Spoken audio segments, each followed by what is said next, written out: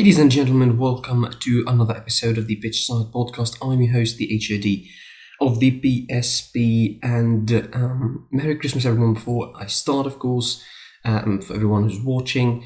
To be fair, I'm not Christian, to be clear, just to clarify really, I'm not Christian, but, I'm being nice, I'm being nice and all. Seriously, Merry Christmas for everyone who's watching. It's all about Boxing Day.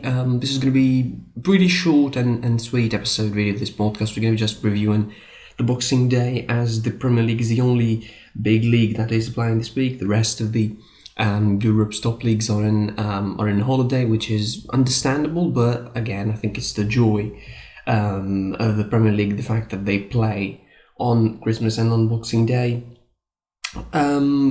Let's delve into the matches straight away. Of course, we don't want to waste any time. And the start is super strong on Saturday. By the way, they divided the matches on two portions. There's Saturday matches and there's Sunday matches. I don't know why. I mean, the joy of it was the fact that they all been played in one day, and everybody gets their presents and all of that.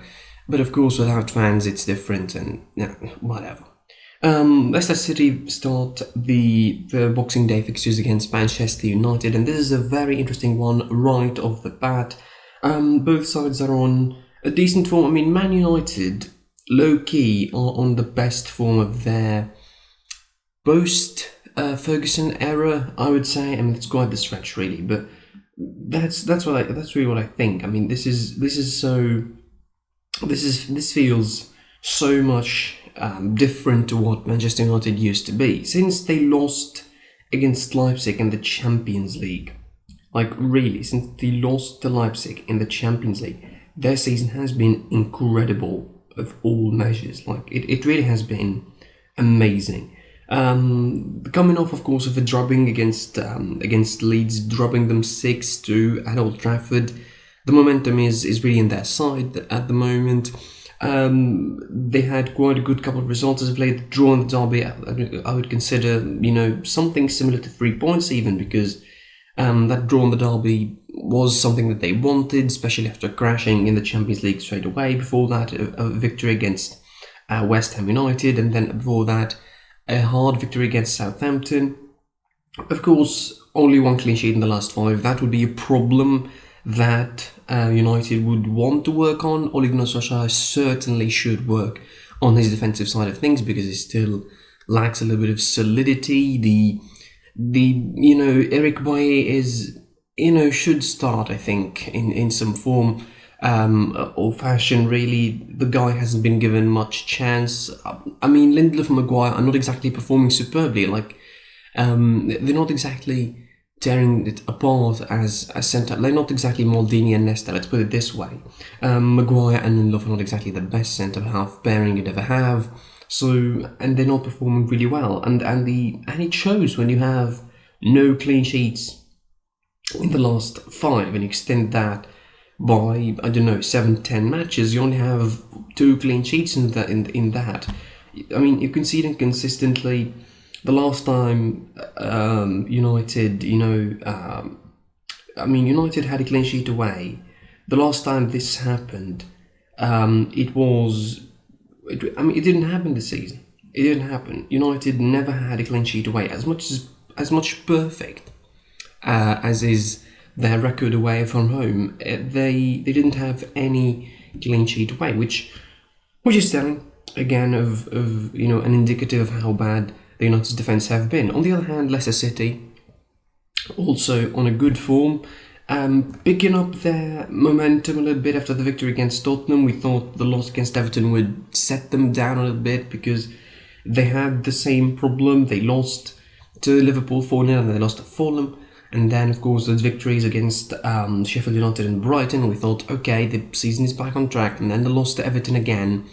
And then the win to Tottenham. So Leicester are not exactly the kings of consistency, really. If you look at it and give it a closer look, they're not exactly the most consistent side in the Premier League, but they're on a good form. Brendan Rodgers is smart enough, I think, to get through the gears with this side and really go through what should be happening.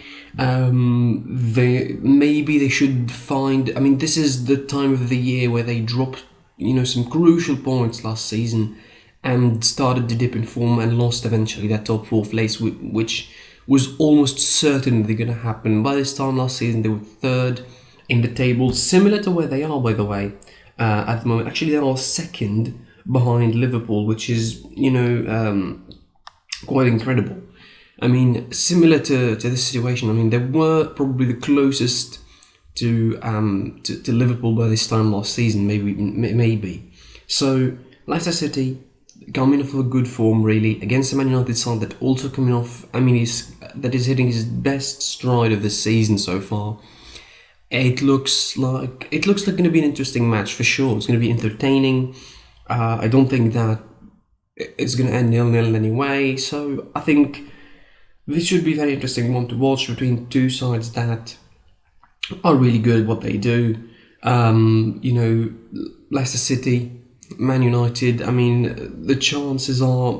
I mean, the winner of this match is going to be stomping his foot even stronger in the place of the other. I mean, United win, they become second. Leicester City win, they strengthen their position before the Liverpool game. I mean, depending on what's going to happen in the Liverpool game against West Bromwich, of course.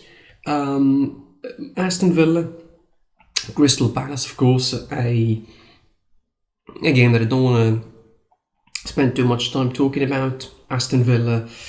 They fell off the rail a little bit as the season progressed, really. They still have 2 matches in hand, so that comes handy, and they are 22 points, by the way.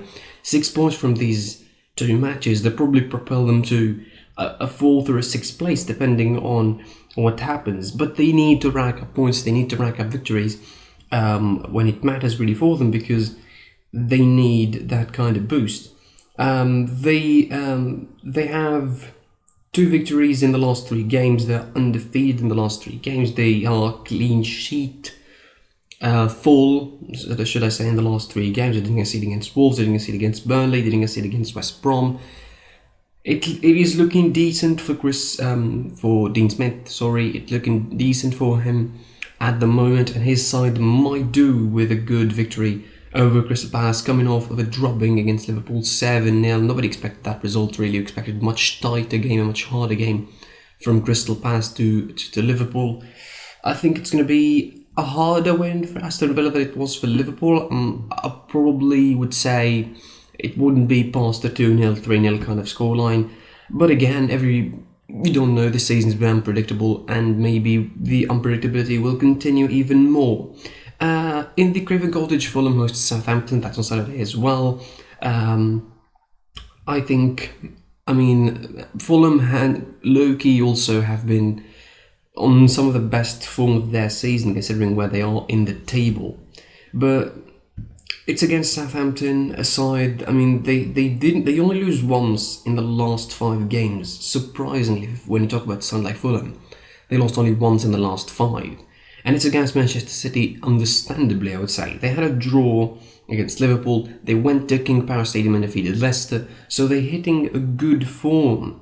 They are 18th. They're not exactly out of the relegation zone. They're in the relegation zone. But they have been a good form. I mean, they're showing a decent side to themselves. They're showing a decent character.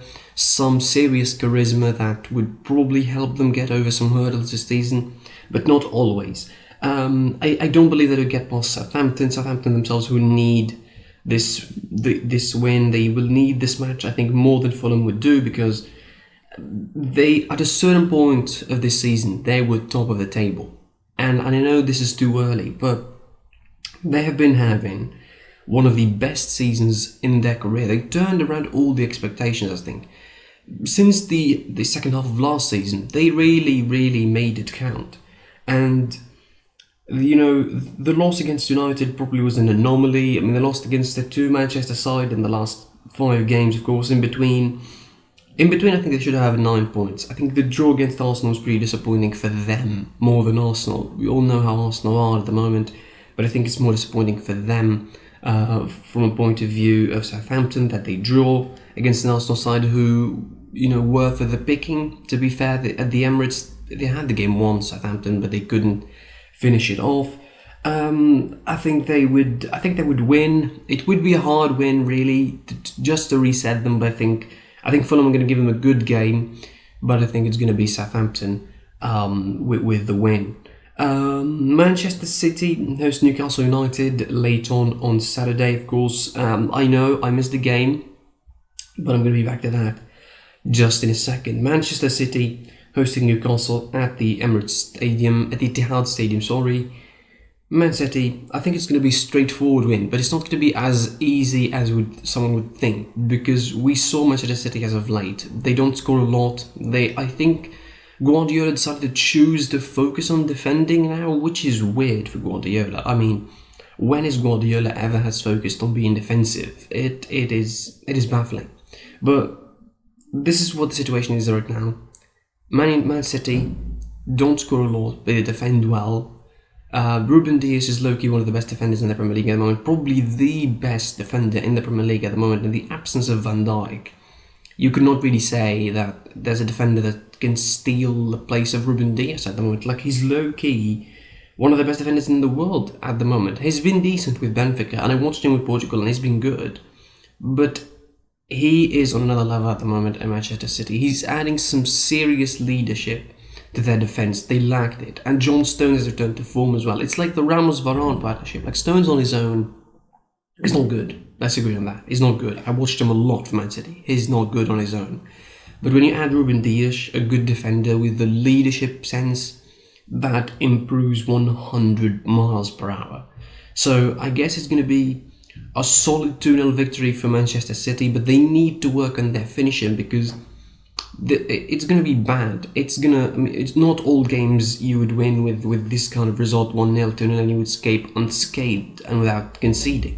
I mean, you would concede at some point, but against Newcastle United, I don't think so. They're not exactly a side that would come at you, attacking and try to threaten you with all sorts of challenges. I don't think so. So I guess it will be a 2-0 victory, straightforward for Manchester City. I don't see them losing. I don't see them drawing this game, unless football has its Boxing Day magic and Manchester City will drop points against Newcastle. But I don't see that happening. It's going to be hard, but it's not going to be, out of the ordinary for Manchester City. Sheffield United, Everton. I'm going to be straightforward with you, really. I don't see Sheffield United even picking a point in this one. I see Everton going all over them. They need this victory from a league point of view to keep the momentum going. I need this point. I need this 3 points from a League Cup point of view, because they've just been ousted by United, and it sucks that they lost at the Goodison Park against their own, in front of their own fans against United with that sort of way. I mean, they conceded in the last 5 minutes or 6 minutes of the game, and it was horrible, and it feels horrible. So I'm going to go Everton, who also changed their ways this season. They decided to become more defensive as well under Carlo Ancelotti. And Carlo Ancelotti also is not the kind of, the manager that's exactly the park the bus kind of manager, but Everton have become a park the bus kind of side, a defensive kind of side, focusing on keeping clean sheets, on trying to keep the best results, but it would not work in every time out. And the match against United in the League Cup, I think, was a testament to that. So I'm going to go Everton winning against Sheffield United. Unfortunately for Chris Wilder, it's not his best season. He's still lacking some form. The fact that they have only 2 points this season is indicative, I think, of how bad they could be. We turn our focus and attention, of course, now to Arsenal versus Chelsea. That is the big game on Saturday, really. And as big of a game as it sounds, I think I'm going to be going straight forward. I'm going to be going towards Chelsea to pick up the win here, to pick up the pieces against Arsenal, because it's easy to get lost in the intricacies of the London derby, or trying to say that this is going to be an unpredictable one because it's a derby. No, I don't think so. I think it's as straightforward as it looks, because this Arsenal side is lifeless, lacking all sorts of solidity, and cannot hold itself really well at the moment. Even I don't know and I don't understand why Arteta played with the second side against Man City in the Cup. Like, isn't the League Cup an objective that you want to achieve? Like, a title that you want to achieve. Like, for some reason, Arteta played the second side. And it looked like he has the league on lock or something, and he just wanted to do an extra, and he just wanted to play the other youngsters. For Chelsea, they have too much firepower going forward, and I think that's going to overwhelm Arsenal a lot. Arsenal, again, lifeless, no spine really, no leadership exactly. Their best performance not exactly pulling all the strings. Aubameyang isn't on his best level, isn't even close. Lacazette as well. You look across the board, the midfield is not that good. I mean, El Nene is decent, Ceballos is decent, but none of them can do the job that, for example, Partey does. No creativity. The fact that Arteta decided to ditch Ozil is bad. And it's showing now, and it is showing why you need to have someone like Ozil in the club. The links have been, thrown here and there. I mean, is Isco going to come? Is Eriksen going to come to that club? I mean, there's a whole big discussion about how Arsenal should deal with the transfer window, who players they should bring. Is it necessary for them to bring? In which line they need to strengthen? Poor for them at the moment. They sit 15th at the table. We all know that by now. I mean, again, I'm gonna say this every time so people won't, be clear. I'm not saying that they will be relegated, because that is as far-fetched as it looks. But they became so much a joke of a team at the moment that it's probably going to be real, and it's probably going to be happening by the end of the season. Who knows? For Chelsea, I think it's going to be too overwhelming of a firepower. For Arsenal, they will win, I think, and because they need really the win.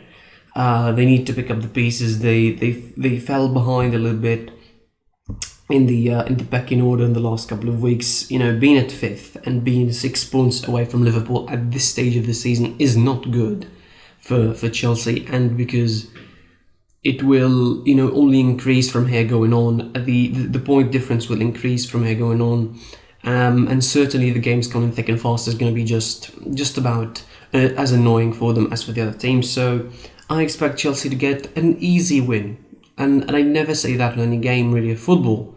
Even the games where I know that it's going to be an easy one, I don't say that. But I think it is too unbalanced at the moment just to say that Chelsea are not going to win.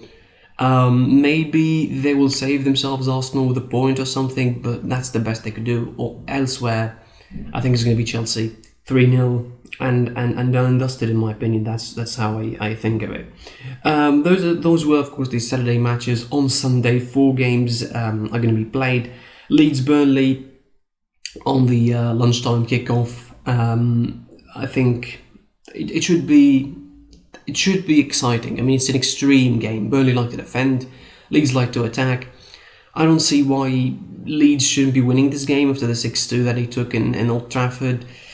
I mean, they play suicidal football, and Burnley might capitalise on that, and their set-piece defending is really bad, so Burnley would love to pounce on that, because they play the corners certain ways, and they would love to do that for them. West Ham face Brighton on 3:15 p.m. I think it's going to be an interesting one. West Ham are doing really well at the moment. Brighton are again, a side that I think hasn't been rewarded for their good performances this season. I reckon this is not going to be the time. I think West Ham at the moment are doing so well. Compared to last season, David Moyes is doing a fine job. They're sitting 10th at the table, right in the middle. I think it's good for them. It's decent. Not far from the relegation scraps, really. Not far from relegation battles. I think they're still pretty close to certain danger zones. They could drop, they could dip in form so bad that they find themselves in a relegation zone, but I don't think that will happen anytime soon for West Ham. I'm going with the victory for West Ham here. Then, of course, we have the top of the table, Liverpool. I'm talking, of course, not both teams at the top of the table. I'm talking Liverpool facing and hosting West Brom. And again, this sounds like a straightforward game. I don't want to say an easy game, but it is straightforward. It is it is a direct game. It should look like Liverpool would pick up the easy win at Anfield in front of some fans. I mean, in front of some fans, not all the stadium, but in front of their fans. Whatever number is going to be available at the disposal, but I think it's going to be Liverpool getting an easy win against West Brom, and after the 7-0 drop in the gift to Crystal Palace, I think that was a statement victory more than anything. I think Liverpool should go in and win this game. They're in a good form. The players are in a good form. Firmino returned to scoring. Everything just looks so fine at the moment for Liverpool that you don't expect anything else from that game for a side that, again, flying on all cylinders. West Brom, Sam Allardyce's first game was a loss against 3-0 against Aston Villa in a Midland derby, and now it's against Liverpool at Anfield. Good luck, Sam Allardyce, for the rest of the season. I really feel bad for the guy. From a side that is doing all sorts of fine to a side that doesn't, and Spurs, who travel to face Wolves, of course, on the last game of this Boxing Day weekend. It's not, again, why it's not one day, I don't know. It's going to be an interesting game. The similarities are striking, really. Jose Mourinho and Nuno Espirito Santo both like to play this sort of defensive, counter-attack based football. Both have pacey players that could transition really well with the ball. They both like the 3-5-2 mostly. They both like the 3-5-2 sorts at the moment. Although Jose Mourinho has transformed his side to a 4-2-3-1 this season, but still, it is, in some form or fashion, defensive as well. They are so similar, I think, in a lot of things that this game should be interesting. Last season, Tottenham, of course, managed to win late against Wolves at the Molineux 2-1. Of course, it was, I think, Jan Vertonghen who won that game. Of course, for Tottenham, is there no more is an Endlacht. So I think it's going to be an interesting game. I don't say a boring game or a defensive game because of the nature of the two coaches, but I think it's going to be quite tight and it's going to be really conservative more than anything else. I'd reckon Wolves would stay in shape as they usually do, be compact as they usually do, and try to hit on the counters as they usually do. But the thing is that with Tottenham, you will not find those spaces where you would like to, you would like to hit them on the counters, or you would like to find those spaces where you would like to, where Adama Traore can run. Adama Traore could bully his way into the box of Tottenham. That is absolutely predictable. But I don't think it will be as open of a game as we'd expect. There would be no much spaces really. Tottenham need the victory after two losses that were embarrassing, each one on its own in its own right, and I think Wolves as well would need a big win to stamp themselves as a side that could still do some damage this season and could still finish in top place. Losing against Burnley is not a shame, really. Losing against Burnley, they defend really well and they can hit you, but it feels like the last couple of performances for Wolves are not exactly the strongest they ever put. And the one against Burnley is not exactly the strongest performance they have ever put. So in that aspect, they would probably look for a big win that brings them back to a certain level of top table finish, which they're going to be looking for this season. As for Tottenham, again, after two losses, the second of which I think was more embarrassing because they were completely outthought by Brendan Rodgers' Leicester. So for Tottenham, they need to win more, but can they do it though? This is the question. I'm not going to make a prediction for this one. I'm not going to be, throw in any bets or sort of prediction here. I'm going to leave it like this, and I'm going to wait and see what's going to happen in the game. I'm certainly going to be watching that because it's too interesting, really, not to watch. And that's all for the Boxing Day weekend. Again, prediction sort of preview here on the podcast. Like, comment on the video, share the video, subscribe to the channel, of course, enable notifications to receive all the updates on this this podcast, of course, and other videos on this channel. Follow us on social media at SouthPSP, on Twitter, PitchSidepod, on Instagram. You can listen to this podcast on Spotify, Google Podcast, or wherever you can get it from. Also, it's available if you want to check it out on the website www.webreathesports.com. It's a niche website. Give it a go, really. It has some really intricate articles about the sports that you love, including football, and yours truly is writing at that website, so that's an option. In the end, of course, as I mentioned, like, share, and subscribe to the channel, of course. And until the next time, until the tomorrow, I'm gonna be putting a notice ahead of time. I'm not gonna be doing a podcast for the next week, heading into the new year. So I'm gonna be returning when the New Year fixtures return, properly in the world. I'm not gonna say that content is gonna be stopping on this channel. It's not. There will be the odd review here and there if there's matches in the midweek. Surely you're gonna cover in transfer window. Rumors are ramping up, so I'm gonna be doing certain videos about that. But until then, I'm not gonna be doing podcasts starting from the next Monday. So I'm gonna be back on the 2nd, 3rd of January, I hope, do the full podcast, of course. I'm going to be doing, 2 episodes more reviewing, not reviewing, sort of, again, probably talking about some transfer window rumors tomorrow, and on Sunday reviewing, at the Boxing Day. Also, I think I'm going to be, I'm going to be on Monday.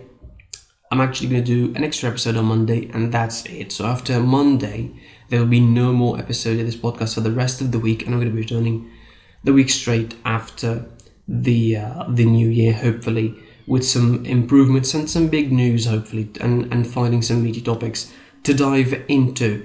That's it. I was your boy, the HOD of the PSP. Until next time, I'll see you soon.